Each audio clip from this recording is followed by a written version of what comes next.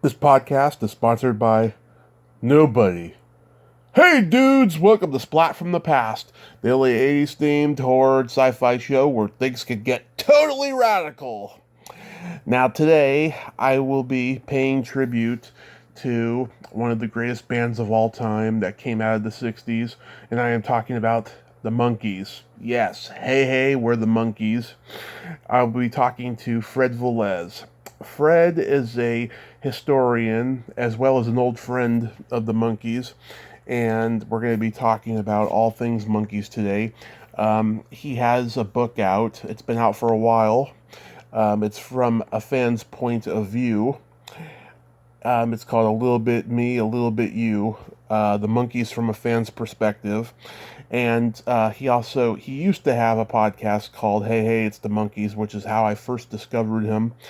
I was doing a search to see if there had been any interviews from James Frawley that was in print, and he actually had James Frawley on his show, and so I listened to it. This was 5 years ago, and I thought it was a great talk and stuff, and I never forgot Fred, so I put him down for the 55-year anniversary of the Monkees, and that is why we are going to celebrate today, and I cannot wait. It is going to be spectacular on Labor Day. The anniversary of the first pregnant woman. That's why I've been calling it for years. So, here is my interview with Fred Velez.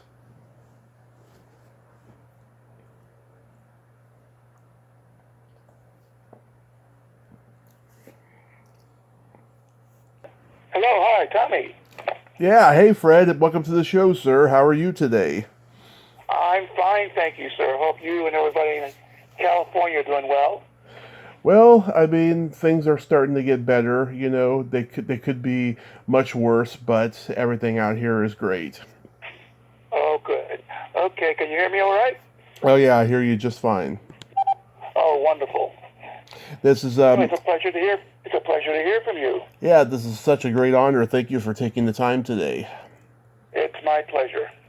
So let's start with your background. Like, where do you come from, and how did you get to be a Monkees historian spokesman like you are? Well, I grew up in New York City. Mm-hmm. I was born in the mid 1950s, and I got to enjoy a lot of the entertainment from the period. A lot of great classic shows like I Love Lucy and Jackie Gleason, Dick Van Dyke, all those great shows. And then the Beatles came on the scene, and so I was obviously a ward of them. They were wonderful. And I got into a lot of the groups that were coming out at the time, like the Stones, Dave Clark Five, Herman Shermits, Right. groups like that. And Beach Boys I always loved, and Frankie Valli and the Four Seasons. Right. And eventually 1966 came, and then there was a brand new show, which combined my loving of sitcom comedy and rock and roll, and that was the Monkees. I actually missed most of the first season of the Monkees because I was a big Gilligan's Island fan, and both shows were on at the same time. Mm-hmm. And then one time, Gilligan's Island was in reruns, and I saw the show already, so I changed the channel to see what else was on. I discovered the Monkees, and from that point on, I became a big Monkees fan. And I think I heard their music on the radio first before I even realized they were a TV show, because I've heard some of the songs like Last Train to Clarksville, I'm a Believer, those songs first.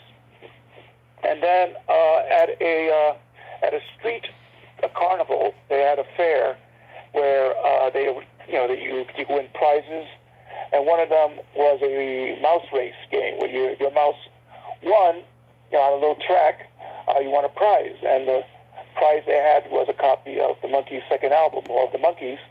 I put my quarter on my mouse won, and I came home with that album. And when I found the needle on, and the first song that jumped out the speakers was I was hooked. From that point on, I became a big Monkees fan and started collecting the records. Mm-hmm. And when the show eventually was canceled, all I had was the records left, and I just listened to them and realized these guys were really good as a rock and roll band, or the music was really good. Because I later on in the years, I realized that there were studio musicians and things like that, but the songs themselves were great, and the guys were wonderful, and I really enjoyed them when I first discovered them back in the '60s. Yeah, you're around my dad's age.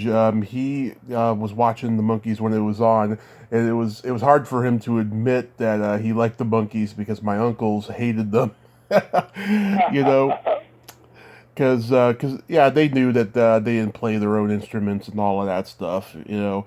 Well, that was at the beginning, and you have to take into account they were filming a TV show, Right. and a TV show that's like what, almost 10 hours of work right there. Mm-hmm. And then on top of that, they have to record records, and they just didn't have the time to lay down the tracks and all that. So that's what they had the studio musicians on. And that thing with the studio musicians, a lot of groups at the time were using them in the studios. The majority of the Beach Boys' Pet Sounds album, the most acclaimed album, was the Wrecking Crew, the same group of musicians that worked on the early Monkee albums. A lot of the groups, like Sonny and Cher, Mamas and Papas, artists like like Frank Sinatra and Dean Martin, people like that, they used the exact same musicians.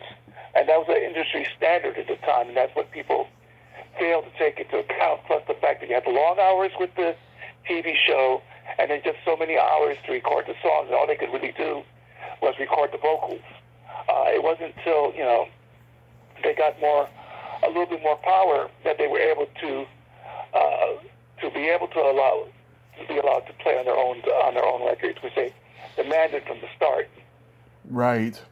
Yeah, I first discovered the Monkees in 1987 when I was only 4 years old. I was watching Nick at Night, and they were rerunning the show during the Pull It tour, and I fell in love with the show right away. I just loved the music and all the wacky humor, all those ingredients, I really enjoyed as a kid, and I still do. The show has been a favorite of mine ever since, and then VH1 was rerunning it in the 90s and all of that stuff, and I have at least one of the seasons on DVD, so that's how I got into the Monkees. Very cool. Yeah, the whole 80s thing is great, because I discovered as a fan that there's always been like a 10-year gap between revivals of the Monkees. There was the original 1966 period. 10 years later, Mickey and Davy went on tour with Tommy Boyce and Bobby Hart, Right. the songwriters, as Stones, Jones, Boyce, and Hart. So that was the next cycle. And then 10 years after that, 1986, the big revival on MTV, and the big tour, the Then and Now album, that was Then, This Is Now single, that put them back on top again. And people really researched that tour. That was like the biggest money-making tour of 1986. It even beat Bruce Springsteen's concert record from the year before. Mm-hmm. So that's an amazing feat right there. That sure is. It really is. So, how did you become the master of ceremonies for the Monkees events?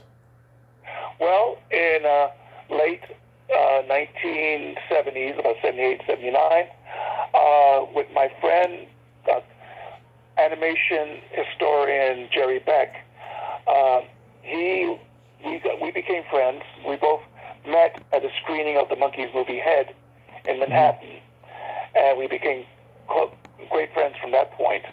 And Jerry had 16mm prints of some of the episodes, and we used to go to his house on the weekends and watch the episodes.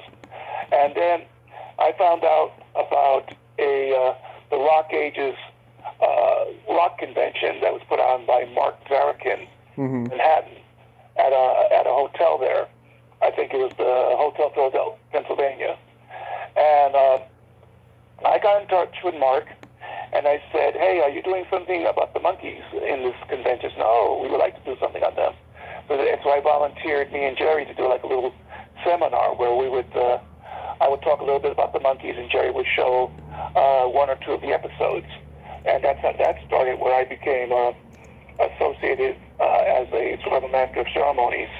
Then about a year, I think it was about a year later, that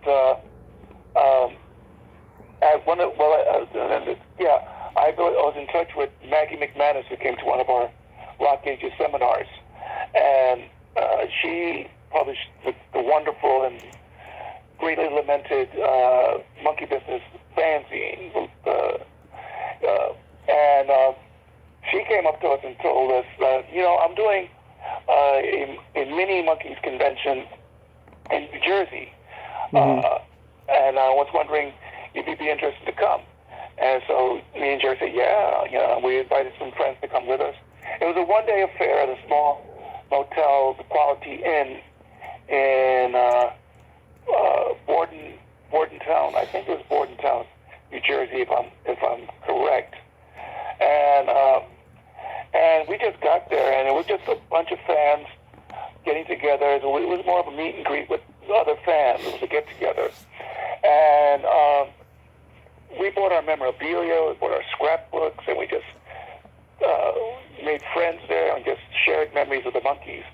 And then it was decided after that event that we would, that Maggie wanted to do a bigger convention at and so it was arranged about a year later, about 1980, I believe, that a convention was held in Trenton, New Jersey, I believe, and in which was a veterans, a VWA, Veterans Affair, a Veterans Hall was rented out, and this time Jerry was bringing his Monkey films, so we got to show those. We had a live band to play music, and we had dealers, and we just had a great time. And we were really complimented by the head of the hall, because when it was first booked, he found out it was like a rock and roll thing. He said, "Oh, I don't know, I want these long-haired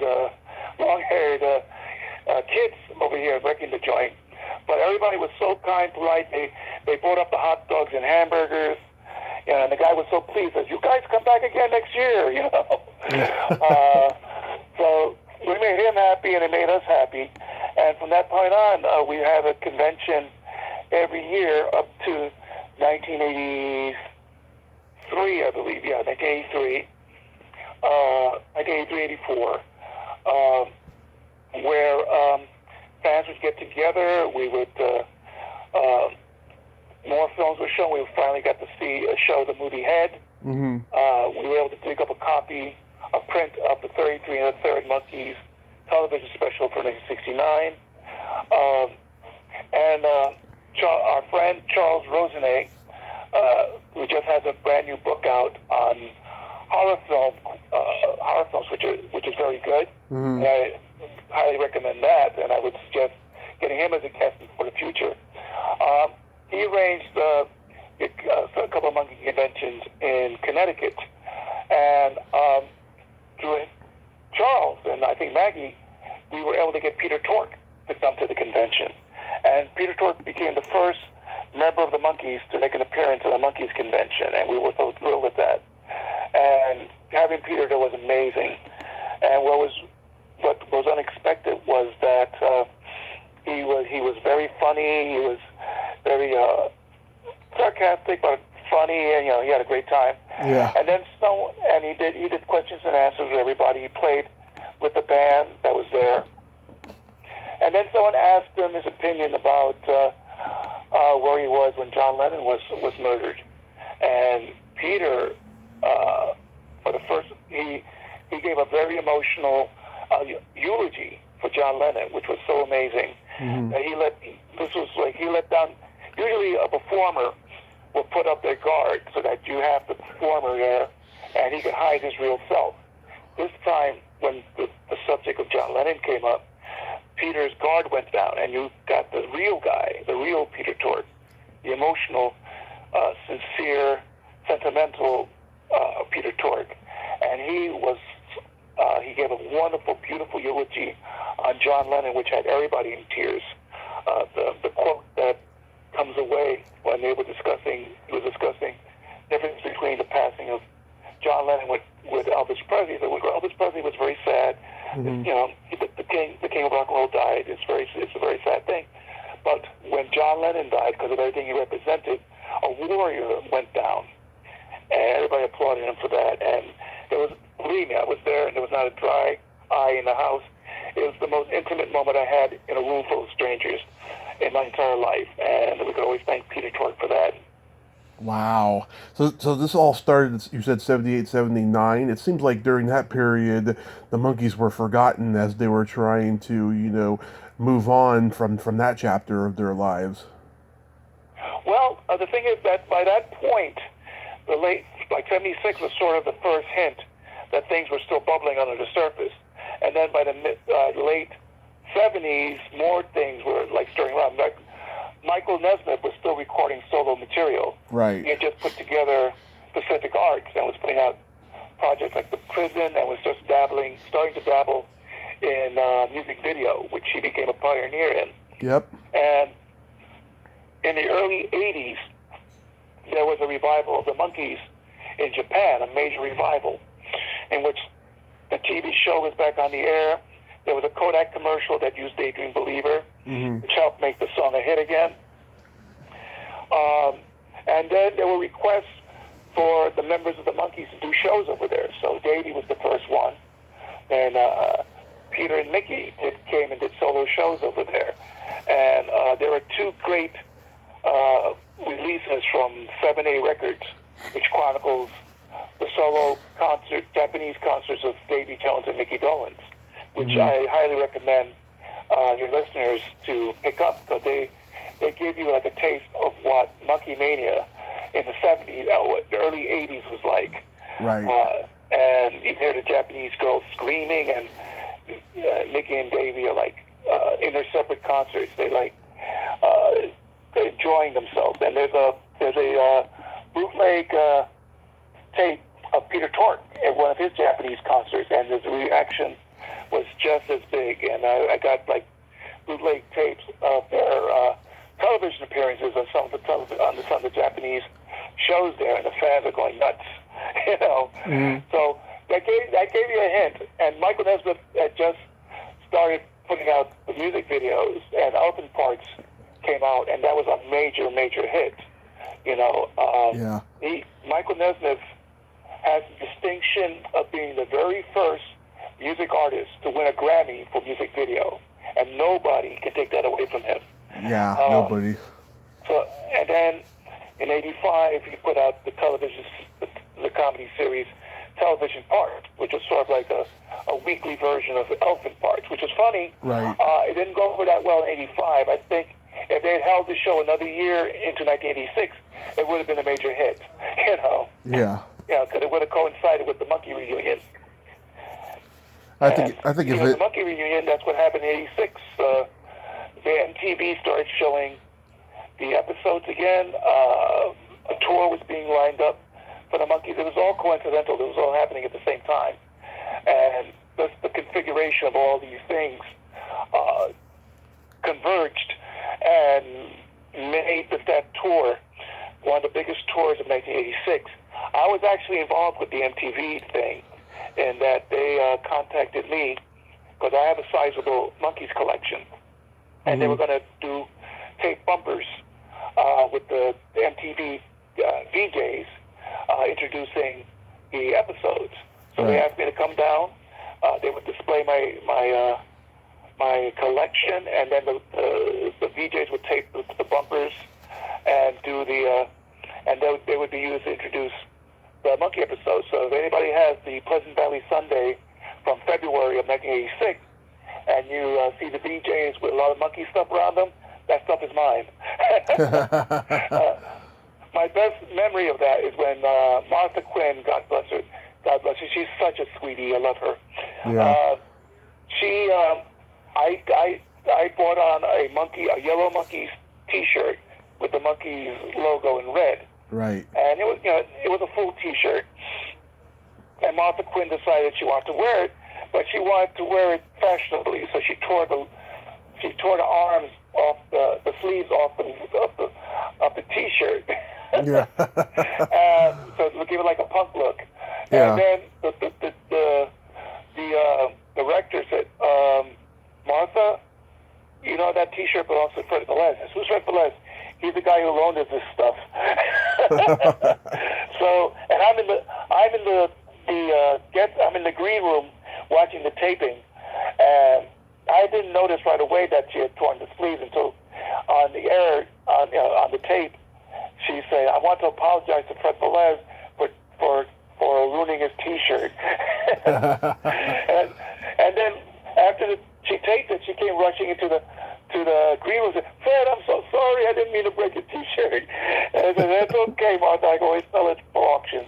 Which I eventually did some years later. But she was so cute and so sweet. If you're listening, Martha, I love you. No hard feelings about the T-shirt. That's so cool.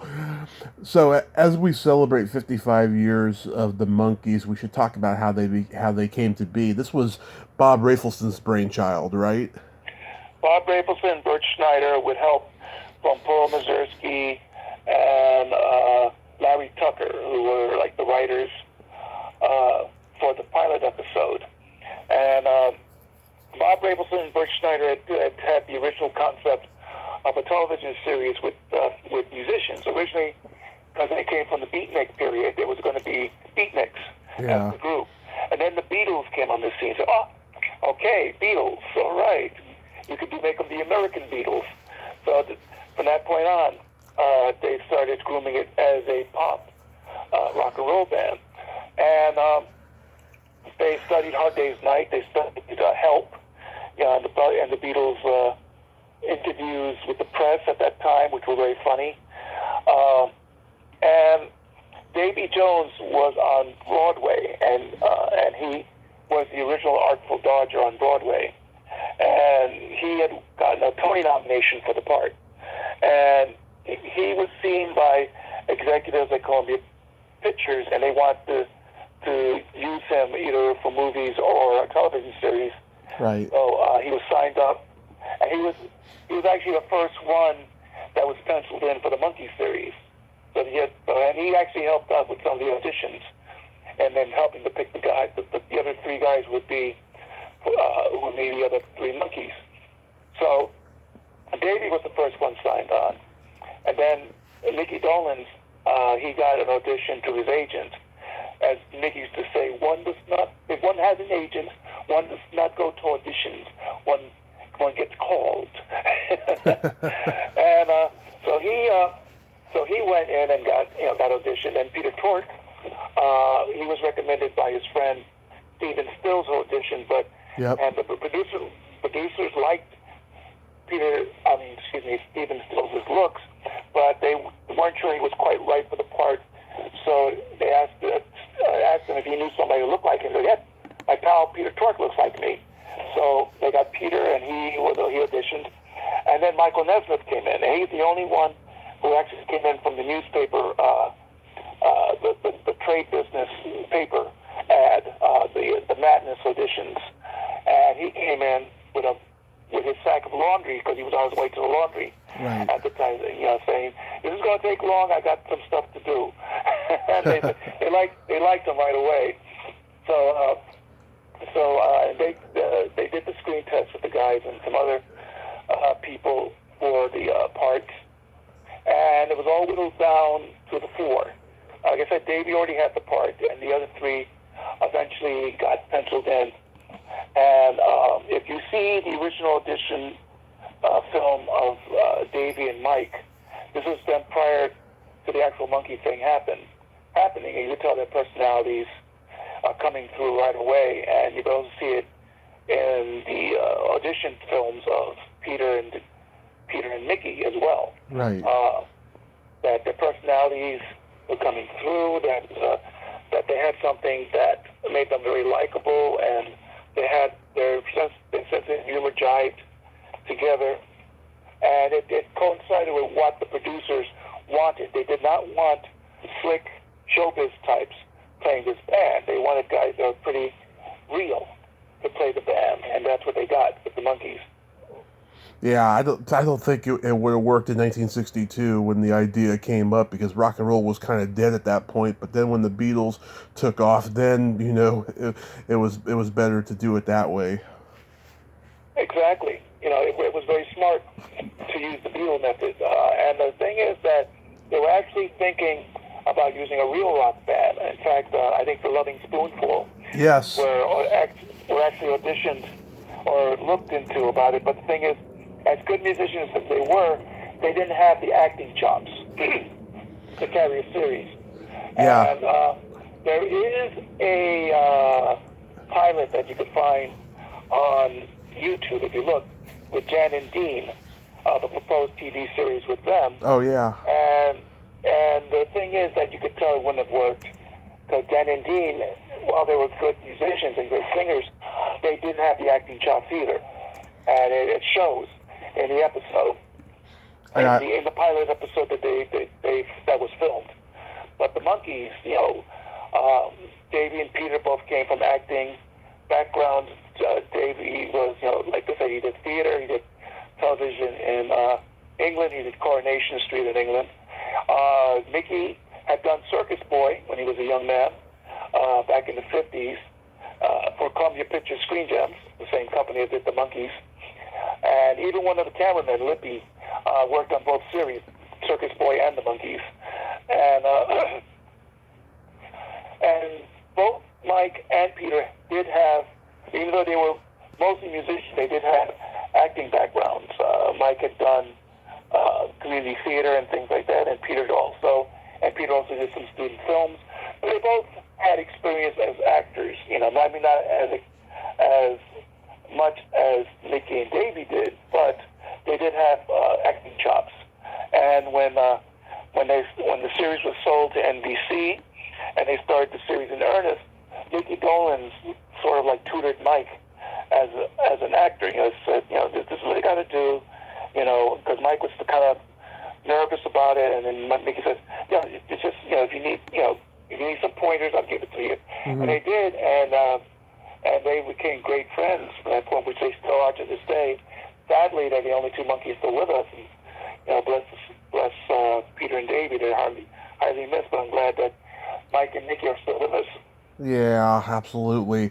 I talked to Steve Boone of the Living Spoonful. He told me that they didn't want to live in Los Angeles. That was the reason why the show didn't happen for them. And then I did talk to Dean Torrance. I don't remember if the Monkees were brought up, but the Steve Boone story, yes, I remember he said they didn't want to live in L.A. Yeah, because everything was in California at the time. Everything was in L.A.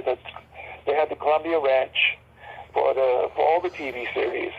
In fact, it's the same studios that they used to film the old Three Stooges comedies. Right. And the Monkees, when they went through acting classes with James Frawley, who was the director, right, of many of the best Monkey episodes. And they did improvisational comedy. And one of the things that they did was they showed them episodes of the Three Stooges shorts, so they get an idea of the comedy they were looking for, and they even threw in the Marx Brothers. And at the end of 1966, Bob Rafelson, Bert Schneider, I think James Frawley, took the Monkees to one of the Beatles' last concerts that made at the Cow Palace.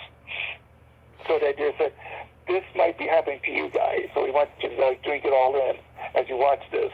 And one of the things that came away from that is Mike Nestor said, why are these kids screaming? The best music is being played, and they're not even listening. They're just screaming. Do you have any favorite episodes of the show? Well, I have a lot of great ones that I love from the first season. I love Success Story and Monkey Mother. Monkey Mother with Rosemary. Oh.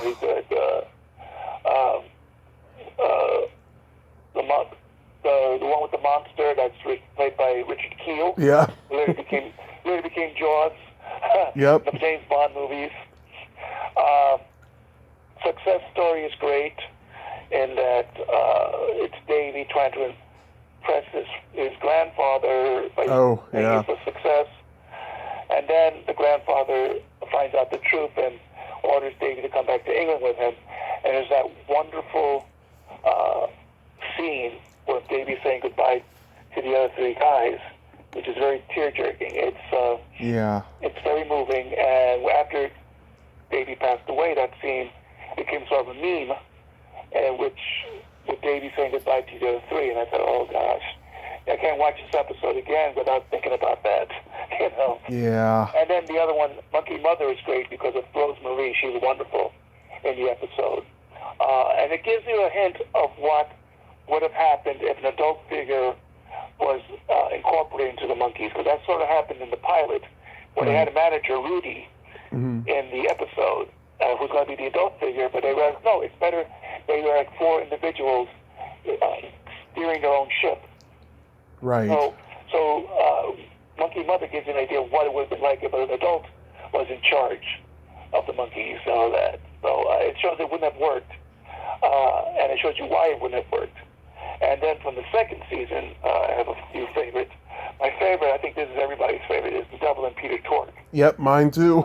with Monty Landis playing the devil, Mr. Zero. And it's great because the Monkees have a chance to really act in this one. And the courtroom scene in Hades, where Mike pleads for Peter by saying how much he loved the music, and if the music's inside you, you could play it. I think it's very heartfelt. I think Mike was really expressing what he really felt in that episode, and that's like one of the top 10 episodes for me, right in the top, maybe in my top 5. Maybe it could be number 1. And other shows I like is Monkees on Tour, because it gives you an idea what the Monkees were touring by the end of 1966, early 67. Right. And a couple of shows were filmed. The Phoenix show, I believe. And it gives you an idea of what the Monkee concerts were like, which looked amazing, you know. And my regret at the time was I never got to see the Monkees in concert at that time. Right. Fortunately, I got to see them in the 80s, and 1989 I got to see all 4 of them at the Universal Amphitheater the day before they got their star on the Hollywood Walk of Fame. Oh. My bucket list is filled. I got to see all 4 Monkees in concert. Yeah, I love Monkey Mother also. The tender moment she has with Davy just touches my heart every time I see it. Also, The Devil and Peter Tork, yeah, because one of my favorite songs from them is in there, Salesman. And I then, love that song. Yeah, and then of course, the Frankenstein one with Richard Kiel, the one where Mickey is babyface the gangster. Yes, that gave him a chance to act a little bit more because he got to play 2 parts.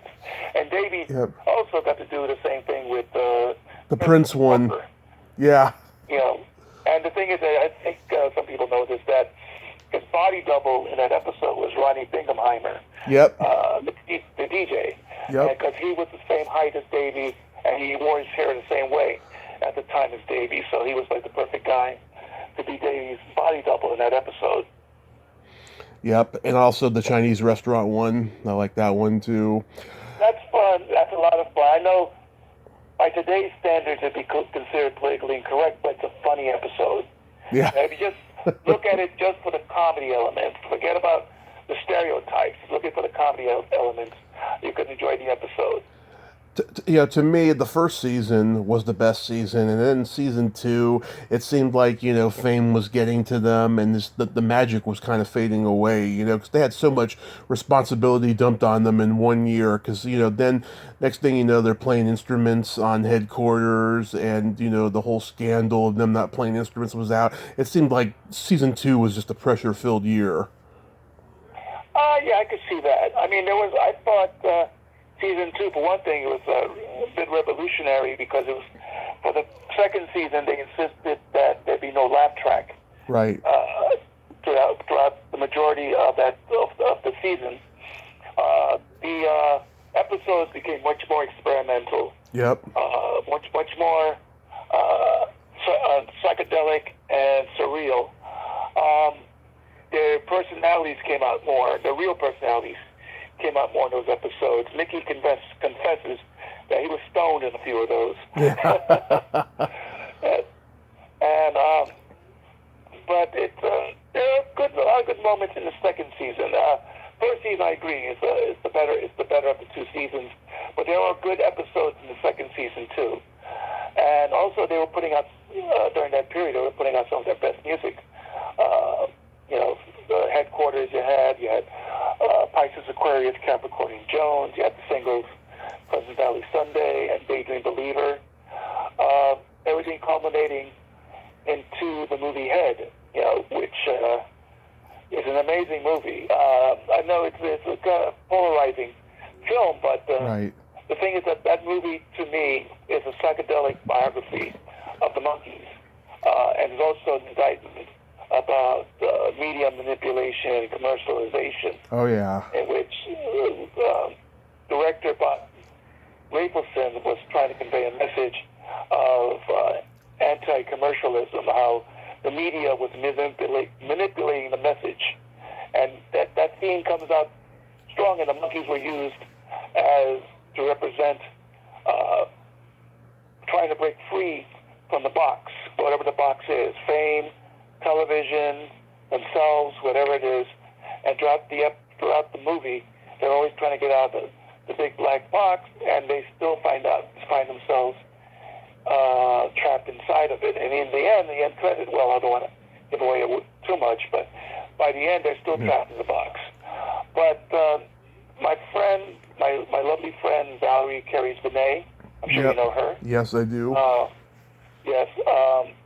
She, as you know, she was a friend of the group. She was Davy's stand-in and appeared in many of the episodes. Right. And she always, I think she and someone else felt that the best ending for Head would have been getting out of the box and staying out. Yeah. Breaking free of the box.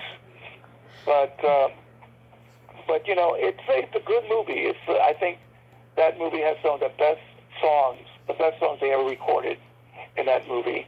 Porpoise Song, Daddy Song, Circle Sky, Mm-hmm. and You Dig It, Do I Have to Do It All Over Again, As We Go Along. There are great songs in that, and there are great moments in that movie. You had cameo appearances from everybody from Annette Funicello to Frank Zappa. Yep. So, I first saw Head in 1993, right? It was on TNT Monster Vision, and this was before Joe Bob Briggs was hosting it. This is when no one was hosting it. And I was expecting it to be like the show, but once I see, Mickey blowing up a Coke machine in the desert, I'm like, what is this? It was just completely crazy. Well, the thing was that when the idea of the movie came about, the Monkees all agreed, we do not want to make a 90-minute version of the TV show. Right. We want to do something that's a little bit more serious, something that has a message. And Bob Rapelson and Bert Schneider agreed. They all got together at Ojai Desert Resort for a weekend, talking about ideas, having samples of certain substances. Yeah. And with Jack Nicholson, who helped to co-write the script. And the movie Head came out of all this. And I think, maybe not commercially, but creatively and artistically, I think Head is the best thing they ever did.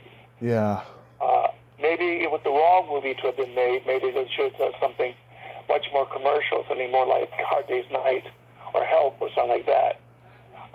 Something more plot-wise, whatever, which still could have those songs, still could have some of those elements without jeopardizing the commercial prospects of the movie. In fact, Jack Nicholson has a story that if you look at if you can get a copy of the BBS box set of the Bob Rapelson, Bert Schneider movies, which has not only Head, but Easy Rider, Drive, She Said, The Last Picture Show, and movies like that. On the Five Easy Pieces DVD, there's an interview with Jack Nicholson talking about the Monkees, in which he told Bob Rapelson, I could write any movie you want. And I said, can you write a movie for the Monkees? He says, the Monkees? Well, I guess I could. I said, go to see Bert Schneider tomorrow and tell him your ideas. So Jack Nicholson goes to see Bert Schneider. I remember Jack Nicholson is still an up-and-coming actor at the time. He hasn't broken through yet. he goes to Bert Schneider and says, look, I got 2 ideas for a Monkees movie. One is guaranteed to be as successful and make as much money as A Hard Day's Night. And the idea for the second one won't make a nickel. And Bert Schneider said, write the second one. That shows you where their head was at that time. Yeah. You know, what they wanted to do. And that's sort of controversial in that Bert and Bob wanted to get away from the Monkees. They wanted to get away from television and go on to make films like they did. Basically, they would 5 Easy Pieces and Easy Rider and movies like that. And they felt the best way to do it was just to blow up the Monkees, blow up the myth, which the Monkees were partially involved in, but they were hoping for a more commercial film. So, like I said, artistically and creatively, it's a great movie. Commercially, maybe not what they should have put together. They could have put on something different. I mean, if Jack Nicholson ever wrote the script for the first idea for the Monkees movie, I would love to read that script and see what he had in mind. Yeah. So how did the Monkees' association with Frank Zappa begin? The Monkees, I think particularly Mike Nesmith was aware of Frank Zappa, and because Zappa and the Mothers of Invention were like up and coming at the time. Yeah. With their recordings and all that, people said, "Whoa, this guy is something else," you know. Yeah. And I think Mike Nesmith built up a friendship with Frank Zappa. I think the other guys too.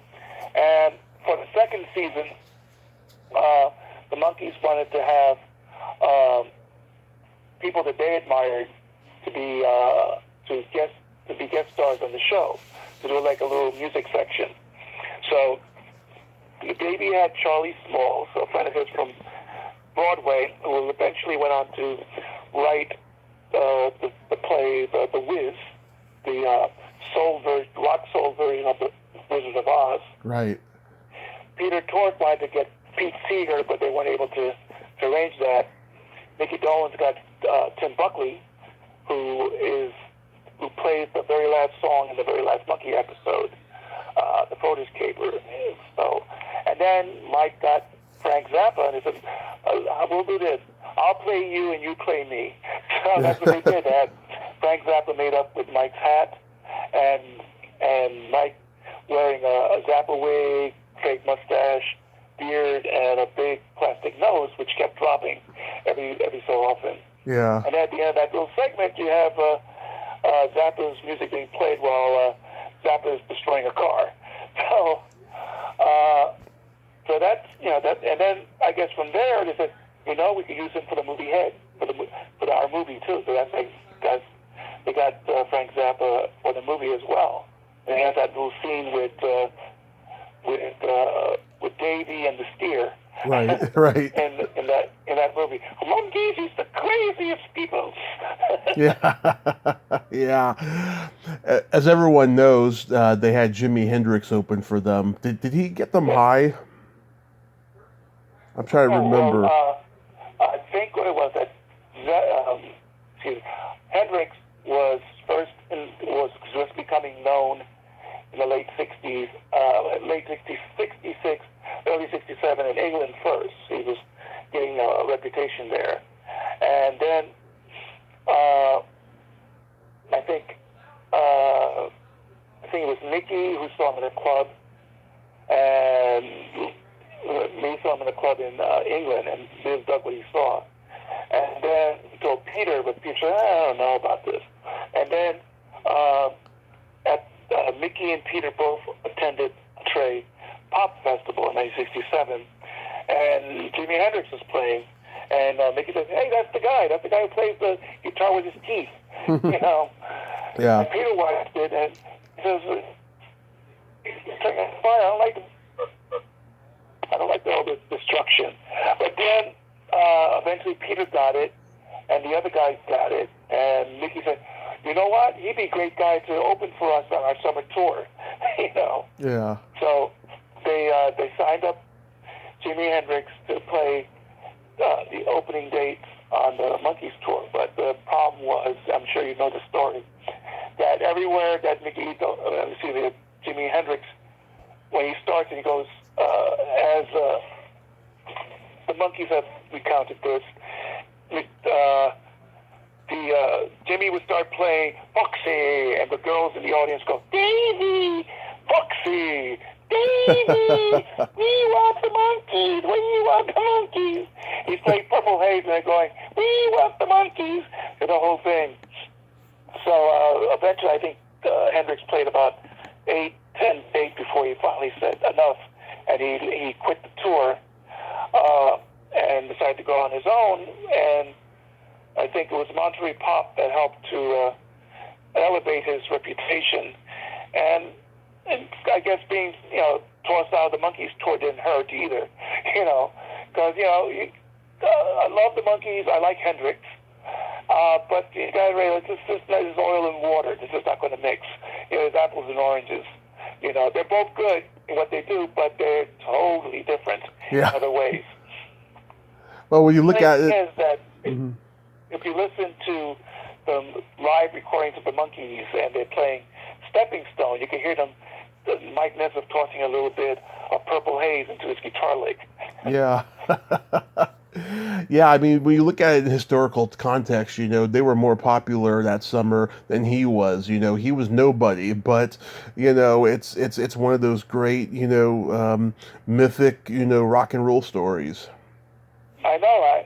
Now, in 87, when the Monkees did their 87 tour, the opening act was Weird Al Yankovic. Right. And I remember at the after party, I was there with with Mickey, Davy, Peter, and I ran to Weird Al, who's the nicest guy. I don't know if you met him or not. No. He's really a sweet guy.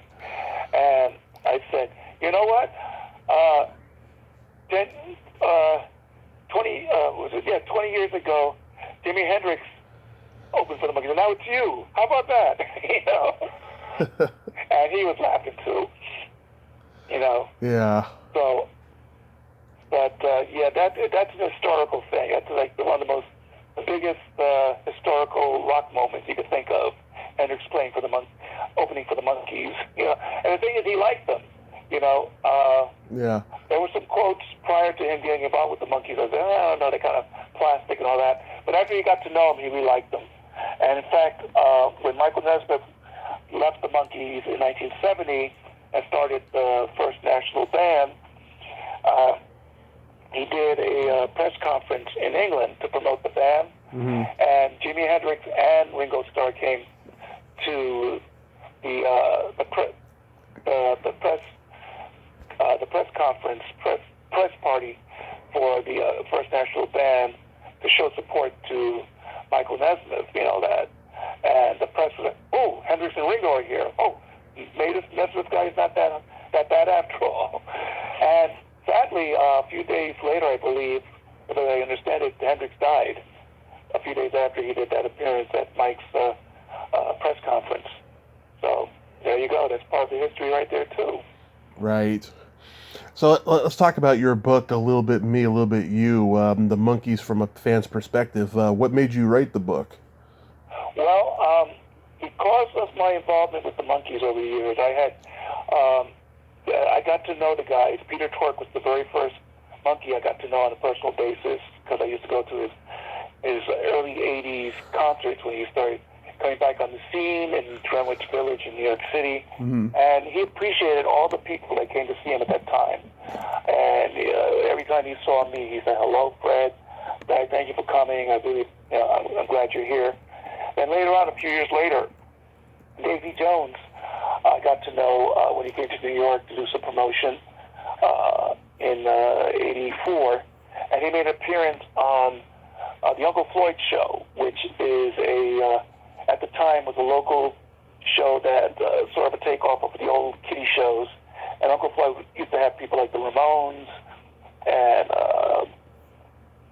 the Boomtown Rats and Squeeze, Eddie Money, Paul Simon would appear on his show.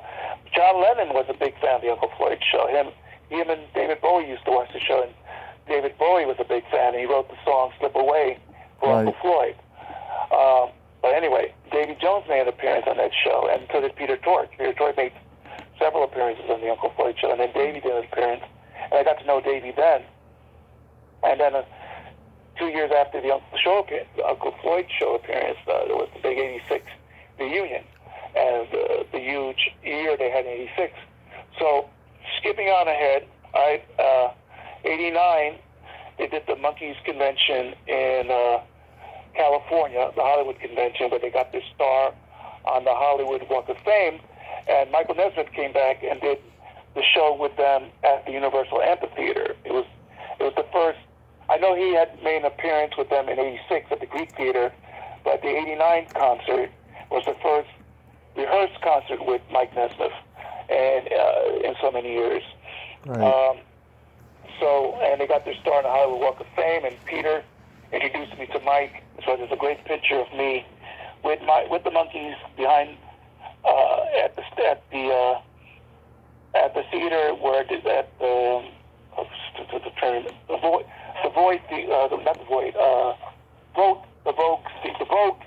Vogue Theater in California, where the movie had debuted in 1968.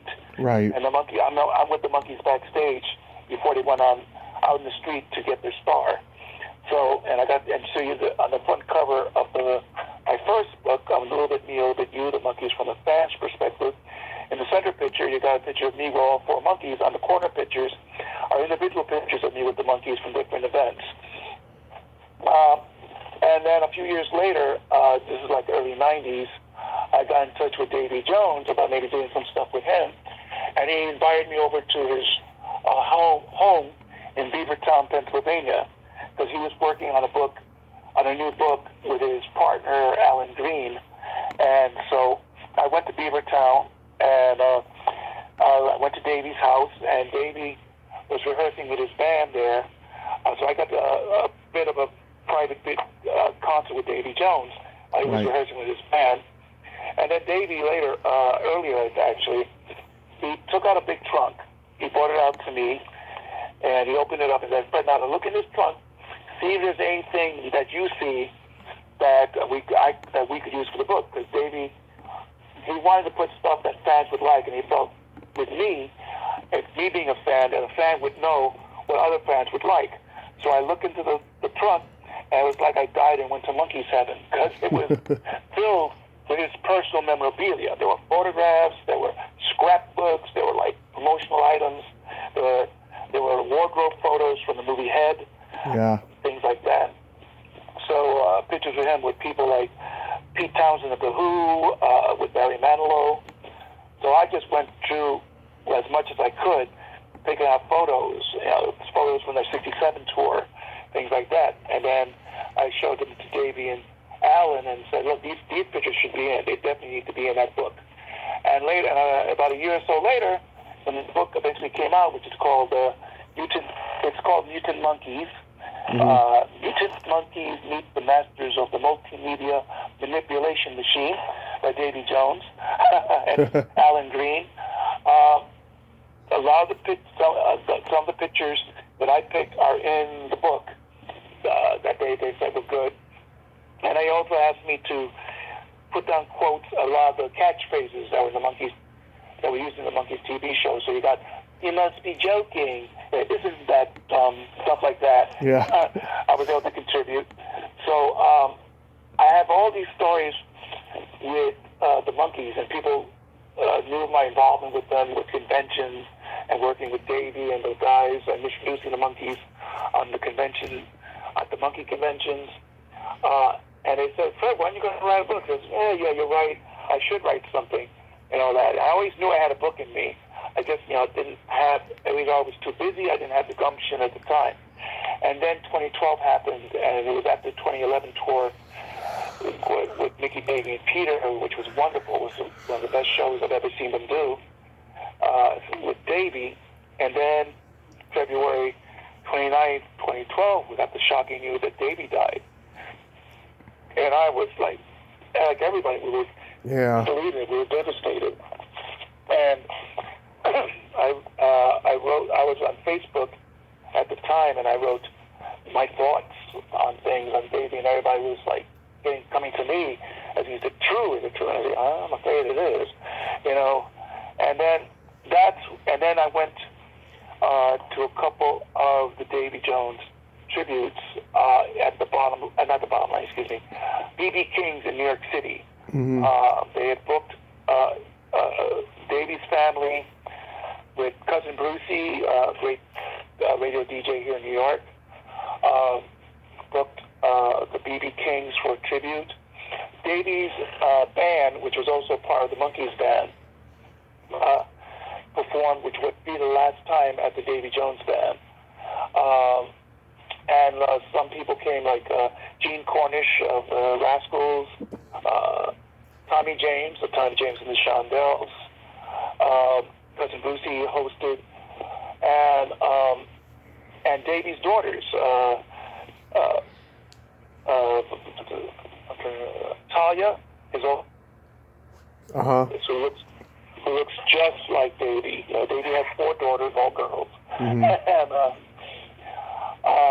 as he used to say, and they were there for to help, for the, to say hello to the fans and thank the fans in person for being there during their loss, and also to raise money for Davy's horses, because he had rescue horses, which he raised, and they started the charity, the Davy Jones Equine Memorial Fund, in Davy's honor, to help support the horses, and people gave and everything. And then when I went to see Annabelle to give my contribution, I told her I worked on your father's book and everything. So that's so wonderful and all that. She's such a sweet girl. And then I just lost it. And I started to cry, and she reached out and hugged me. And here's this young, beautiful woman in her 20s. She just lost her dad, and she's comforting me, Mm-hmm. And it was such a touching moment. We have a picture together where it shows me in tears, hugging her. So after me and my future wife, Linda, left the event, I looked at her and said, I've got to write this book now. Now's the time to write this book. So I put together all my memories. I basically researched myself,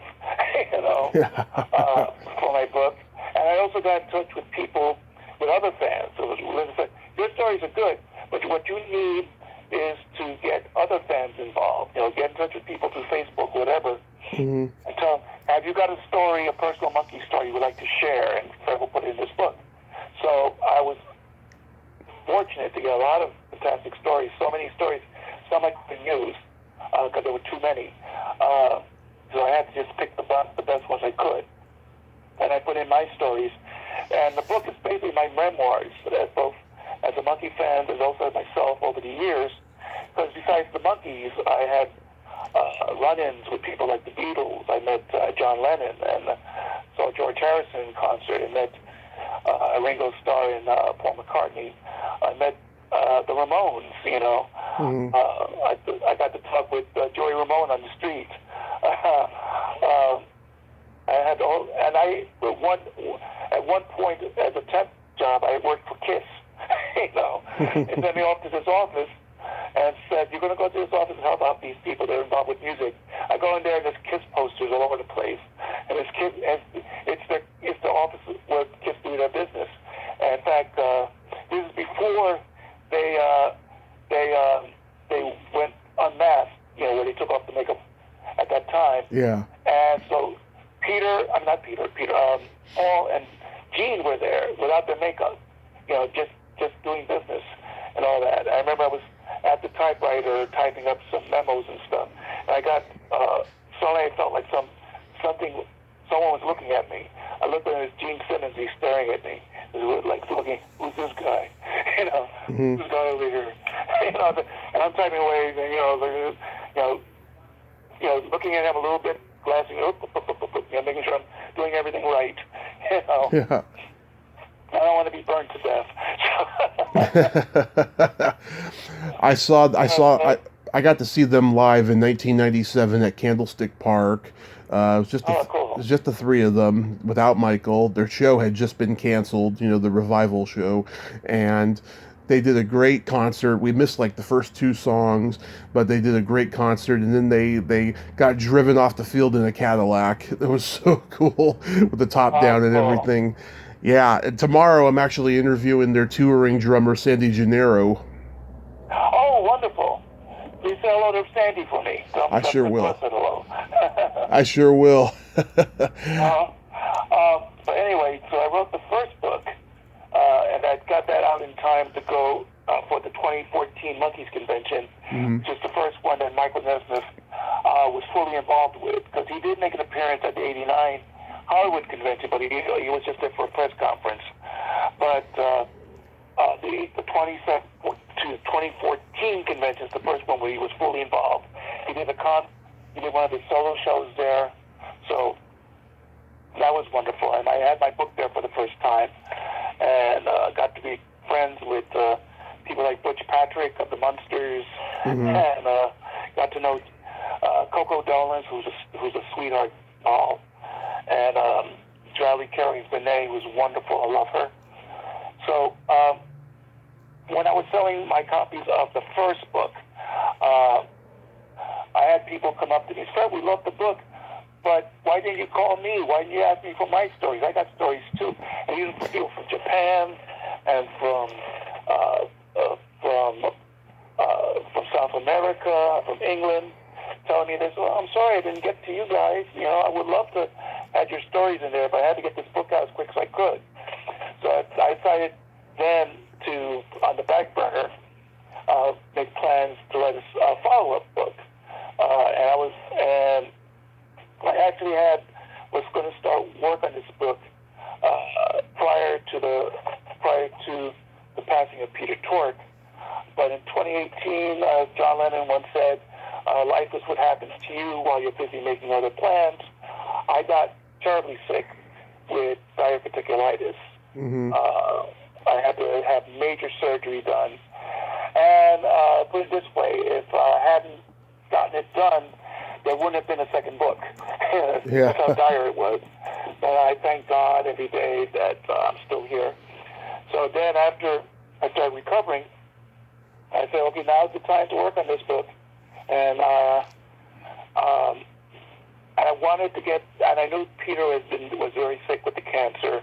And I would have liked to have this book ready in time, while he was still with us. But sadly, I was in the hospital for a relapse of some sort, and I've been in the hospital again when I heard that Peter Tork had passed away in 2019.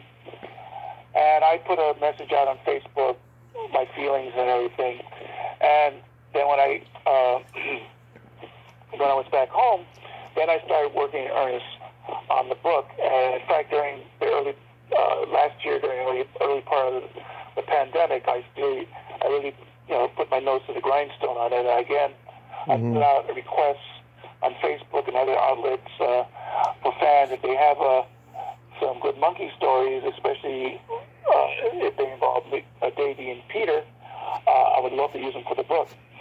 So I got a whole now of new stories, updates of my stories. I've got a nice foreword written by my friend Charles Rosenet, who produced the Connecticut Monkey Conventions, and he helped to edit my second book, which is called A Little Bit Me, A Little Bit You 2, The Monkees from International Fan Perspectives. And my theme on this book was not only my stories again, but also stories from monkey fans from around the world. So I have stories here from fans from Australia, from Japan, from England, from South America, from the United States, of course. And included is an exclusive interview with Dino Kovac of the New Monkees, a interview with the members of the Zilch Monkees podcast. I got permission from Ken Mills, Zilch podcast, to transcribe the interview he did with Marty Ross of the New Monkees, because Marty's story on the New Monkees is incredible and definitely worth going through. And also my dear sweet friend Valerie Carey's Benet, I did an exclusive interview with her. Same here. I had to make her the last interview in the book. If anybody's going to post this book, it's going to be Valerie. Yeah. And it's got my stories in there. It's got fans from around the world. It's got the interviews with the Monkees Zilch podcast, Marty Ross and Dino Kovac of the New Monkees, and Valerie Carey Benet, and the foreword by Charles Rosenet. So I'm very happy with this book. It came out late. It came out about a year ago, and so I've got two books out. Yeah. Both almost sharing the same title, but it's part one and part two. So I hope if folks go on Amazon and look them up, and they'll show interest in them. They're both available as print and Kindle books. And you can also get the first book as an Apple iBooks as well, and Barnes & Noble Nook. Is your health okay now? It's better. I was diagnosed earlier this year with prostate cancer. Oh. Fortunately, it was caught early, and I had the radiation treatments done. And my most recent visit with my doctor, my blood PSA levels were low. Mm-hmm. It was good. Because before they were like 4, almost 6, they're down to about 1. So, okay, that's good. I like that. I like those numbers, So right. God bless the doctors. God has been very kind. I'm still here, so I'm not leaving unless he says, "Okay, Fred, time to come home."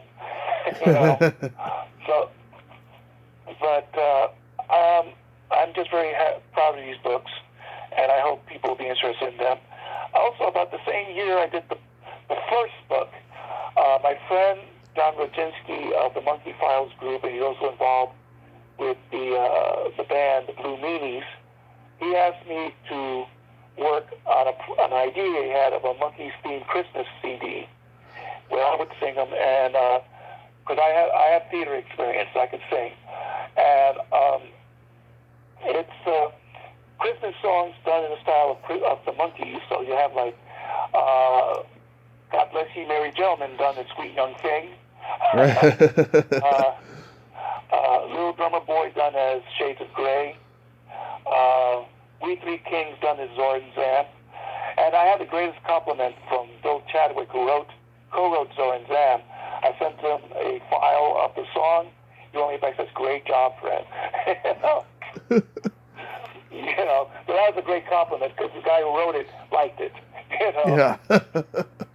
So now I do have a website where I am selling signed copies of the book and the Monkees themed Christmas CD. I'm very happy with the Christmas CD because I did a Monkees Christmas CD before the Monkees did. Yeah. So all of those are available on my website. If it's okay to plug it, Freddy Pop, that's FREDDYPOP, one word, .wordpress.com. So if you go on freddypop.wordpress.com and go on the Freddy Pop shop, you will find links to get signed copies of my books and the CD, and also links, the Amazon links to get the print and Kindle versions of the books. So, and if you want to get it a little less expensive, which is okay, you get them directly from Amazon as both print and Kindle. Just look up Fred Velez Monkey Books, and you should be able to find them. Okay, I'll check those out. You were doing the Hey It's the Monkees podcast for a while, huh? I was involved with the Zilch podcast, the Monkees Zilch podcast. Okay. And I also did the Texas Prairie Chicken Home Companion podcast, Joseph Monkees, and a couple of other podcasts. I can't remember all of them. Yeah, because that's how I first became aware of you. Yeah, I did Tomorrow Never Knows. I've done video podcasts with Practically P from Melbourne, Australia. And talking about the books and just being involved in monkey discussions and stuff like that. And if you go on the Steve Hoffman music board, you'll find me in some of the monkey threads there. We're discussing, right now we're discussing the monkey episodes after doing all the records. So you'll find me there too. Yeah, because that's how I first became aware of you, and I heard this interview that was done with James Frawley in 2016. Well, it was 2016 when I heard it. It was probably happened a couple of years before that, and I just heard the whole, the whole history of him directing them and stuff. It was pretty cool. Oh yeah, James Frawley was wonderful. He was, if anybody could be called like the fifth monkey along with Bill Chadwick, it would be James Frawley. And I don't know if many people know this, but James Frawley directed the very first Muppet movie. Yep. Muppet movie, yeah. And the thing is, if you look at that movie, it's very much like a full-length monkey episode. Oh yeah. The elements of the Monkees TV show is in there, and I said, wow, what if James Frawley had directed the monkey movie instead of Bob Rafelson? I think it might have been a bigger commercial hit. Maybe. Yeah. He also did Fraternity Vacation, a teen sex comedy movie I love from the 80s. And yeah, the guy had a great career. I mean, he was an actor studio guy and all of that stuff. Yeah. So really quickly, what are your favorite Monkee songs? Oh, my favorite Monkey songs. Oh, boy. Well, my all-time favorite Mike Nesmith written Monkey song is While I Cry from the Instant Replay album. I love that song. I think there's beautiful harmonies on it and beautiful guitar work. It's one of the best and most beautiful songs I think Michael Nesmith wrote. And Michael, please, if you're listening to this, please include that song in the set list. Please, please, please, please. This is your last tour. Please think about it. Think about it. Yeah. For Freddie's sake. It's great they're doing one last tour. I love, other songs. I love Davy and Believer. Yep. I love Sometime in the Morning. I think my favorite single is probably Pleasant Valley Sunday. And from Head, I like As We Go Along and Porpoise Song. So there's a lot of songs I like from other albums. From Good Times, I love Me and Magdalena. I think that's a classic, as well as Birth of an Accidental Hipster is great. So, I mean, the Monkees, that's amazing to me that even at this late date, the Monkees were still putting out really great records. And when Good Times came out, that charted big. It was not like the regular CD charted at 14 in Billboard, but the vinyl charted at number 1. Right. Making it the Monkees' first number 1 album, vinyl, of course, since 1967. So the first 4 albums, Monkees, More the Monkees, Headquarters and Pisces were all number 1. Then Good Times, and that makes the Monkees have 5 number 1 vinyl albums. So they can't take that away from them. Yeah. Mine are Salesman, Last Train to Clarksville, I'm a Believer, Daydream Believer. My absolute favorite is For Pete's Sake, which I call In This Generation. Pleasant Valley Sunday, Star Collector. Davy's so frantic on that song. And I mean, I even like their 80s ones. That Was Then, This Is Now, Heart and Soul, Every Step of the Way, Right. I like from the Cool It album, I like Getting In as Peter's song, because to me that sounds like Peter channeling Prince and David Bowie. Yeah. It has that vibe to it, and I like Counting on You. I think is a very sweet song. Yeah, it is. That was written by Alan Green. And then from Just Us, I like the remake they did of You and I, which originally was done on the Dolenz Jones Boyce and Hart album. That song Davy and Mickey wrote together. It was the first song they wrote together. And Just Us, I think gets a bad rap at times, but there's some good stuff on there. And I like Peter's songs on that. So, It's Not Too Late, the last song on the album, I think is wonderful. And that has distinction being the very last song on the last Monkee album, with all 4 of them to feature Davy Jones on lead vocals. So, there you go with that. Yeah. Well, Fred, I want to thank you so much for coming on today. It's Labor Day. I hope you have a happy Labor Day, and You. I hope your health continues to improve. And I just commend you for being so brave and fighting it. Thank you so much. I appreciate your concerns, and I appreciate the concerns of everybody listening in, all those people who know me. Love you very much. Thank you for your prayers and your thoughts for me and my family. They mean a lot. And in the words of John Lennon, buy me book, buy me book. All right, Fred, you have yourself a great day. Okay, everybody, take care. God bless you all. Take care of yourself, Tommy. Thank you. Bye-bye. Bye-bye. Well, there you have it. Fred Velez, ain't he a cool dude? A nice man, huh? And he's pro-monkey. He loves the Monkees, just like everyone does. And he knows them very well. That's so awesome. Well, until next time, this is Tommy Throwback Kovac saying there's no shame in living in the past because the present sucks. Later, dudes. Here we come, walking down the street. We get the funniest looks from everyone we meet. Hey, hey, we're the Monkees.